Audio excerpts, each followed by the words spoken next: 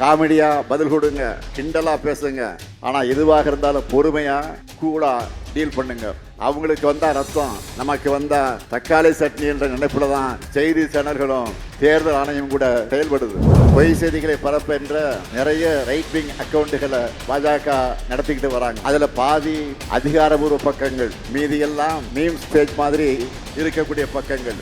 இப்படி எதுவா இருந்தாலும் நம்மை பற்றி ஒரு பொய் செய்தி பரப்புறாங்கன்னா உடனே ஆதாரத்தோட கமெண்ட்ஸ் ரிப்ளைன்ஸ்னு நீங்க பதிலடி கொடுக்கணும். தமிழ்நாட்டுக்குள்ள எப்படியாச்சும் கலவரத்தை உண்டு பண்ணணும். அந்த கலவரத்துக்கு குளிர்காயணும்னு எதிரிகள் நினைக்கிறாங்க. கடந்த 5 ஆண்டுகள்ல டிசைனா பொய் செய்திகளை பரப்பி பார்த்தாங்க. ஆனா அவங்க எண்ணம் நிறைவேறல. இன்னும் சொல்லணும்னா அவங்களுடைய பிளான் எல்லாம் அம்பலப்பட்டு அவமானப்பட்டு நிற்கிறாங்க. நவீன தமிழ்நாட்டோட வளர்ச்சி வரலாற்றை எழுதுறது நாம தான். அப்படிப்பட்ட நம்மை களங்கப்படுத்தி தமிழ்நாட்டுக்குள்ள நுழைஞ்சிடலாம், தமிழ்நாட்டை சிதைச்சிடலாம்னு நம்ம எதிரிகள் நினைக்கிறாங்க. அதுக்கு அவங்க பயன்படுத்துகிற ஆயுதம் தான் அவதூறுகள். எனவே அந்த அவதூறுகளுக்கு மட்டுமே பதில் சொல்லிட்டு இருக்காம சோசியல் மீடியாவுக்கான அஜெண்டாவையும் நாம தான் செட் பண்ணணும். டிஃபென்ஸ் மட்டுமே ஆடிட்டு இருக்கக்கூடாது. அப்பப்போ அட்டாக்கிங் மோடுக்கும் போகணும்.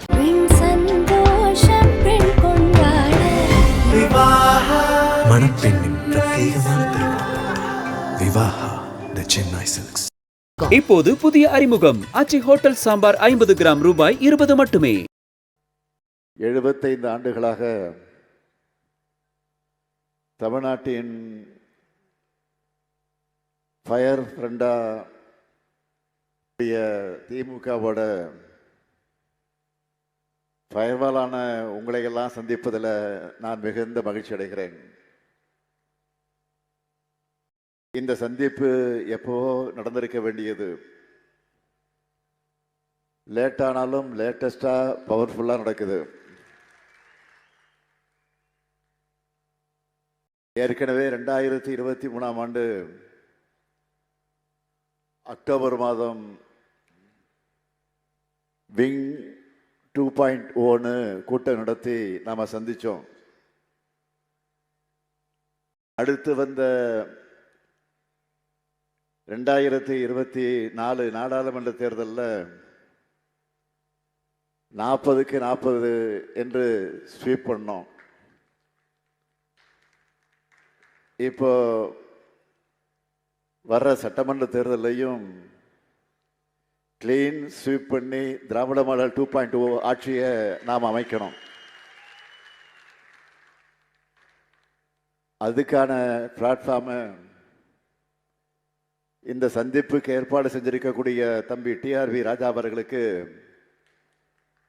என்னுடைய வாழ்த்துக்கள், நன்றி. இந்த மாநாட்டுக்கு தலைப்பே லோடிங் 2.0 ரொம்ப சரியா வச்சிருக்கிறார். ஏற்கனவே நான் உங்களை சந்திச்சப்போ சொன்னது உங்களுக்கு ஞாபகம் இருக்கும். களத்தில் கழகத்திற்காக உழைக்கிறவங்களை போர்வாள் என்றும், இணையத்தில் களமாடுறவங்களை ஃபயர்வால்னு சொன்னேன். அதையே டேக் லைனா மாற்றி ஃபயர்வால்ஸ் 2026 உங்களை அடையாளப்படுத்தி இருக்கக்கூடிய நம்ம ஐடி விங். அது மட்டுமல்ல, ஒவ்வொரு மாவட்டத்திலையும் ஒரு வார் ரூம் அமைச்சு அதுக்கு டிஸ்ட்ரிக்ட் ஃபயர்வால்னு பேர் வச்சு செயல்பட்டு இருக்காங்க. நம்ம ஐடி விங் எப்படி செயல்படுது என்பதற்கு 2 முக்கியமான நிகழ்வுகளை எக்ஸாம்பிளா சொல்ல விரும்புகிறேன். அண்மையில் நம்ம கழகம் முன்னெடுத்த ஓரணியில் தமிழ்நாடு முன்னெடுப்பும், எஸ்ஐஆர் பணிகளில் நம்ம தமிழ்நாட்டு மக்களோட வாக்குரிமையை உறுதி செய்ய எடுத்துக்கிட்ட முயற்சிகளையும் பலரும் பாராட்டி பேசியிருந்தாங்க. அது மட்டுமல்ல, அந்த பாராட்டில் ஒரு பகுதி நம்ம ஐடி விங்குக்கு தான் போய் சேரும். அந்த அளவுக்கு ஒவ்வொரு வீட்டுக்கும் நேரடியாக போய் மக்களை சந்தித்து கழக உறுப்பினராக சேர்த்ததாக இருந்தாலும் சரி, அவங்களுடைய வாக்குரிமையை உறுதி செஞ்சதா இருந்தாலும் சரி, அதில் ஐடிவிங்கோட பங்களிப்பு மிக மிக அளப்பரியது. அதுக்காக நான் இந்த நேரத்தில் தலைமை கழகத்தின் சார்பில் என்னுடைய பாராட்டுக்களை தெரிவித்துக் கொள்ள விரும்புகிறேன். நான் பெருமையோடு சொல்றேன், தமிழ்நாட்டில் மட்டும் இல்லை, இந்தியாவிலேயே பூத் லெவல்ல டிஜிட்டல் ஏஜென்ட்டுகளை வச்சிருக்கக்கூடிய அரசியல் இயக்கம்னா அது நம்முடைய திமுக தான். தமிழ்நாட்டில் மட்டும் இல்லை, இந்தியாவிலேயே பூத் லெவல்ல டிஜிட்டல் ஏஜென்ட்டுகளை வச்சிருக்கக்கூடிய அரசியல் இயக்கம்னா அது நம்முடைய திமுக தான். ஐடிவிங்னா ஆன்லைன் வேலை மட்டும்தான் பார்ப்பாங்கன்னு சிலர் நினைக்கிறாங்க. ஆனால் ஆஃப்லைன்லையும் கலக்குவாங்கன்னு நீங்கள் நிரூபிச்சுட்டு இருக்கீங்க. நம்மளோட ஆன்லைன் செயல்பாடுகள் இன்னும் வேகமாக அமையணும்னு இன்னைக்கு நாமெல்லாம் ஒன்று கூடியிருக்கிறோம். ஆன்லைனில் உங்களோட வேலை ஹேஷ்டேக்கை ட்ரெண்ட் பண்ணுறது இல்லை, அஜெண்டாவை செட் பண்ணுறது. ஏன்னா நாம தான் கண்டென்ட்ல கிங்கு. நூற்றாண்டுகளை கடந்த திராவிட இயக்கத்தோட முகம் நாம். 75 ஆண்டுகளை கடந்து இன்னைக்கும் ஆட்சி பொறுப்பில் இருக்கிற மிகப்பெரிய கட்சி நாம். நாம செஞ்சிருக்கக்கூடிய திட்டங்கள் தான் இந்தியாவுக்கு இன்றைக்கு வழிகாட்டுது. இன்னும் பெருமையா சொல்லணும்னா, நவீன தமிழ்நாட்டோட வளர்ச்சி வரலாற்றை எழுதுறது நாம தான். அப்படிப்பட்ட நம்மை களங்கப்படுத்தி தமிழ்நாட்டுக்குள்ள நுழைஞ்சிடலாம், தமிழ்நாட்டை சிதைச்சிடலாம்னு நம்ம எதிரிகள் நினைக்கிறாங்க. அதுக்கு அவங்க பயன்படுத்துகிற ஆயுதம்தான் அவதூறுகள். எனவே அந்த அவதூறுகளுக்கு மட்டுமே பதில் சொல்லிட்டு இருக்காம, சோசியல் மீடியாவுக்கான அஜெண்டாவையும் நாம தான் செட் பண்ணணும். டிஃபென்ஸ் மட்டுமே ஆடிட்டு இருக்கக்கூடாது, அப்பப்போ அட்டாக்கிங் மோடுக்கும் போகணும். உங்க எல்லாரிடமும் எழுத்து திறமை, போட்டோ டிசைன், மீம்ஸ், வீடியோக்கள் உருவாக்குறதுன்னு பல திறமைகள் இருக்கு. இந்த ஒவ்வொரு திறமையும் கழகத்தோட வெற்றிக்காக நீங்க பயன்படுத்தணும். களத்தில் கழக நிர்வாகிகள் ஒரு நாளைக்கு 100 வீடுகளுக்குள்ள போக முடியுமானா, நீங்க எல்லோரும் உங்களுடைய கருத்துக்களால ஒட்டுமொத்த தமிழ்நாட்டையே உங்க பக்கம் திரும்பி பார்க்க வைக்க முடியும். ஒவ்வொரு தொகுதிக்கும் மாவட்டத்துக்கும் பல பணிகள். அந்த பணிகளை இந்த 5 ஆண்டுகளில் செஞ்சு கொடுத்துருக்கிறோம். கடந்த ஒரு மாசத்துல மட்டும் எத்தனை பேருந்து நிலையங்கள், எத்தனை மேம்பாலங்கள், எத்தனை மருத்துவமனை கட்டடங்கள், எத்தனை கல்லூரி கட்டடங்கள் அடுத்தடுத்து வரிசையா ஒவ்வொன்றா திறந்து வைக்க இருக்கிறோம். எனக்கே ஞாபகம் வச்சுக்க சிரமமா இருக்கு.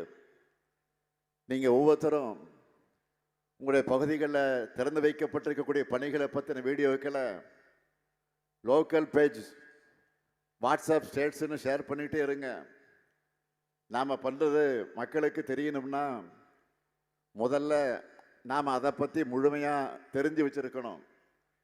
அதனால் என்னுடைய பேஜை ஃபாலோ பண்ணுற மாதிரியே முதலமைச்சர் அலுவலக பக்கம், நம்முடைய கட்சியினுடைய பக்கங்கள், அரசு செய்தி துறையினுடைய பக்கங்கள் எல்லாவற்றையும் தொடர்ந்து ஃபாலோ பண்ணுங்க. நம்ம ஐடிவிங்கினுடைய வாட்ஸ்அப்பின் சேனலை மற்றவர்களை ஃபாலோ பண்ண வைங்க. ஏன்னா சாதனைகளையே ஈஸியாக பண்ணுற நாம அதை மக்கள்கிட்ட கொண்டு போகிறதுல என்ன மெத்தனமாக இருக்கக்கூடாது. எல்லா ஊர்லேயும் தினமும் திமுகவுடைய செயல்பாடுகள், திட்டங்கள், சாதனைகள் தான் பேசு பொருளாக இருக்கணும். தேர்தல் வரைக்கும் கேப்பை விடாதீங்க. அதே போல் இன்னைக்கு நாம் எதிர்கொண்டு வீழ்த்த வேண்டிய முதல் விஷயமே ஃபேக் நியூஸ் தான். தமிழ்நாட்டுக்குள்ள எப்படியாச்சும் கலவரத்தை உண்டு பண்ணணும், அந்த கலவரத்துக்கு குளிர்காயணும்னு எதிரிகள் நினைக்கிறாங்க. கடந்த 5 ஆண்டுகளில் டிசைனாக பொய் செய்திகளை பரப்பி பார்த்தாங்க. ஆனால் அவங்க எண்ணம் நிறைவேறலை. இன்னும் சொல்லணும்னா அவங்களுடைய பிளான் எல்லாம் அம்பலப்பட்டு அவமானப்பட்டு நிற்கிறாங்க. இந்த பொய் செய்திகளின் சவால்களை நாம் முறியடிச்சாகணும். அதுக்கு நீங்கள் ஒவ்வொருத்தரும் மிக விழிப்போடு ஆன்லைனில் செயலாற்றணும். பொய் செய்திகளை பரப்புகின்ற நிறைய ரைட் விங் அக்கௌண்ட்டுகளை பாஜக நடத்திக்கிட்டு வராங்க. அதில் பாதி அதிகாரபூர்வ பக்கங்கள், மீதியெல்லாம் மீம்ஸ் பேஜ் மாதிரி இருக்கக்கூடிய பக்கங்கள். இப்படி எதுவாக இருந்தாலும் நம்மை பற்றி ஒரு பொய் செய்தி பரப்புகிறாங்கன்னா உடனே ஆதாரத்தோட கமெண்ட்ஸ் ரிப்ளைன்ஸ்னு நீங்கள் பதிலடி கொடுக்கணும். அந்த பொய் செய்தியை படிக்கிறவங்களில் பாதி பேர் நம்முடைய விளக்கத்தை படித்தா கூட அது உங்களுக்கு கிடைச்ச வெற்றி தான். இதை ஒருத்தர் பண்ணால் போதாது, ஒவ்வொருத்தரும் பண்ணணும். அப்போ தான் பொய் செய்தி பரப்புறவங்களுக்கு பயம் இருக்கும். நாம் ஆளுங்க 100 கணக்கில் போடுகிற ரிப்ளையில் அவங்க அந்த பொய் செய்தியை டெலீட் பண்ணிட்டு ஓடணும். இப்போ கூட டெல்லியில் ஒன்றிய அரசு நடத்துகிற ஒரு நிகழ்ச்சியை பற்றி அமைச்சர்கள் உட்பட பல பாஜகவினர் போலியான பெருமைகளை ஷேர் பண்ணிக்கிட்டு இருந்தாங்க. மொத்த பேரும் சேர்ந்து அம்பலப்படுத்தினதும் அந்த ட்விட்டையெல்லாம் அமைச்சரை டீல் பண்ணிட்டார். எல்லோரும் சேர்ந்து பேசின உண்மையை இதுதான் அவங்களுடைய நிலைமை. ஒவ்வொரு நாளும் இதை செய்யணும். நம்மளை சீண்டி பார்க்கிற மாதிரி நிறைய பதிவுகளை போடுவாங்க. ஆனால் நாம் அதை முதிர்ச்சியோட அணுகணும். காமெடியாக பதில் கொடுங்க, கிண்டலாக பேசுங்க. ஆனால் எதுவாக இருந்தாலும் பொறுமையாக கூலாக டீல் பண்ணுங்க. அவங்களுக்கு வந்தால் ரத்தம், நமக்கு வந்தால் தக்காளி சட்னி என்ற நினைப்பில் தான் செய்தி சேனல்களும் தேர்தல் ஆணையம் கூட செயல்படுது. அதனால் நீங்கள் பயன்படுத்தக்கூடிய ஒவ்வொரு சொல்லையும் உருவாக்குகிற ஒவ்வொரு கண்டையும் பொறுப்போடு உருவாக்குங்க. நம்ம எதிரிகளுக்கு இருக்கிற ஊடக சொகுசு நமக்கு என்றைக்குமே இருந்தது கிடையாது. அதை ஞாபகம் வச்சுக்கோங்க. தோழமை சக்திகளோடு சிண்டு முடிகிற வேலையில் எதிர்க்கட்சியினர் ஈடுபடுவாங்க. அவங்களுடைய சூழ்ச்சிக்கு நாம் இடம் தரக்கூடாது. கழகத்திலிருந்து வரக்கூடிய அஃபிஷியல் செய்திகளை மட்டும் நம்பி செயல்படுங்க. இஷ்டத்துக்கு பரப்பக்கூடிய பொருளைகளுக்கெல்லாம் முக்கியத்துவம் கொடுக்காதீங்க.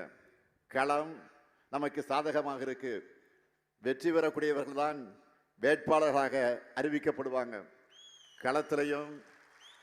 களத்திலையும் ஆன்லைன்லேயும் நாம் சரியாக செயல்பட்டோம்னா நம்முடைய டார்கெட்டை நாம் நிச்சயம் அச்சீவ் பண்ணிடுவோம்.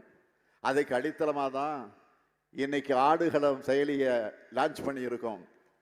2019 தமிழ்நாட்டில் நடந்த எல்லா தேர்தலுக்கும் ஒரு ஒற்றுமை இருக்குது. யார் ஜெயிக்க போகிறாங்கன்னு எல்லாருக்கும் தெரியும். திமுக கூட்டணி தான் வெல்லும்னு தெரிஞ்ச நடந்த தேர்தல்கள் தான் எல்லாம். ஆனால் எப்படிப்பட்ட மார்ஜினில் ஜெயிப்போம், எவ்வளவு வாக்கு வித்தியாசம், இந்த முடிவுகளுக்காக நாம் காத்துக்கிட்டு இருக்கிறோம். 2026 தேர்தலும் அதே போல தான். திமுகவின் வெற்றி உறுதி செய்யப்பட்ட ஒன்று. ஆனால் அது எவ்வளோ பெரிய வெற்றியாக அமையணும் என்பதை நோக்கி தான் நாம் எல்லோரும் உழைச்சிக்கிட்டு இருக்கிறோம். கட்சியில் உறுப்பினராக நிர்வாகியாக இருந்து உழைக்கிற செயல் வீரர்கள் எல்லா கட்சியிலும் இருப்பாங்க. ஆனால் அடிப்படை உறுப்பினராக கூட இல்லாமல் கொள்கைக்காக இணையத்தில் களமாடுகிற தோழர்கள் திமுகவுக்கு மட்டும்தான் உண்டு. இதை நீங்கள் பதவிக்காக பண்ணல, எம்பி ஆகணும், எம்எல்ஏ ஆகணும், கவுன்சிலர் ஆகணும்னு பண்ணலை. இந்த இயக்கத்தால் கல்வி அறிவை பெற்றவர்கள் நாம். கழகத்தின் திட்டங்களால் உயர்ந்தவர்கள் நாம். கலைஞரால் சமூக நீதி பார்வையை கற்றுக்கொண்டவர்கள் நாம். மொத்தத்தில் திராவிடத்தால் எழுந்தோம் என்கிற நன்றி உணர்வோடு எதையும் எதிர்பார்க்காம எதிர்காலத்துக்காக கழகத்தை ஆதரிக்கிறவங்க நீங்க. இப்படிப்பட்ட தொண்டர்கள் இல்லாத எதிர்க்கட்சிகளால் இந்த உணர்வை எப்பவுமே புரிஞ்சிக்க முடியாது. நான் உறுதியாக சொல்கிறேன், தேர்தல் வெற்றிக்கு பிறகு இந்த பணிகளில் சிறப்பாக செயல்படுகிற உங்களை மீண்டும் சந்திப்பேன். ஆஃப்லைன் ஆன்லைன் ரெண்டுலேயும் டிஎம்கே தான் லயன்னு காட்டுவோம்.